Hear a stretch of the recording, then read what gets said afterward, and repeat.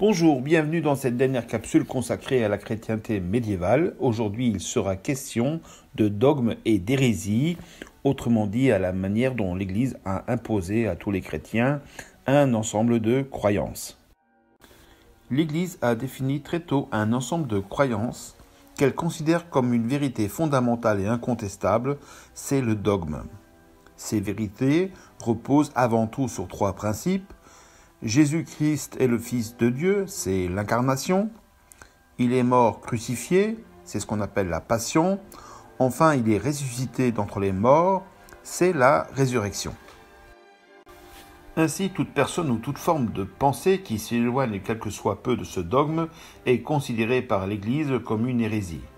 Au XIIe et XIIIe siècle, au fur et à mesure que l'Église impose son autorité sur la chrétienté, des hérésies apparaissent ou deviennent visibles. Elles se développent dans des régions plutôt urbanisées et concernent avant tout des laïcs ayant une position importante dans la société.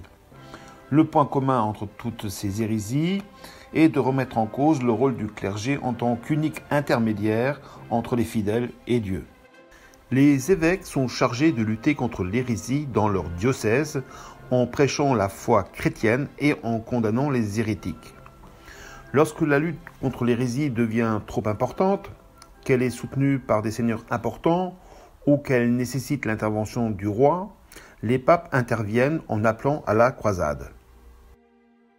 C'est dans ce contexte que la papauté crée l'Inquisition. Il s'agit d'un tribunal où des inquisiteurs, spécialement nommés par le pape, mènent de vastes enquêtes contre toute personne suspectée d'hérésie. Ces inquisiteurs ne sont pas qu'enquêteurs, mais également juges. Ainsi prononcent-ils contre ceux qu'ils ont accusés des pénitences, voire des peines.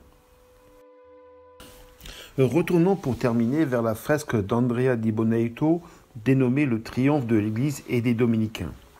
En effet, Dominique de Guzman, un prêtre espagnol, est envoyé par le pape dans le Languedoc pour lutter contre l'hérésie cathare. Il cherche par la prédication à convaincre les hérétiques de leurs erreurs. Il fonde l'ordre des Dominicains, un ordre de moines prêcheurs qui fournira à la papauté de nombreux inquisiteurs.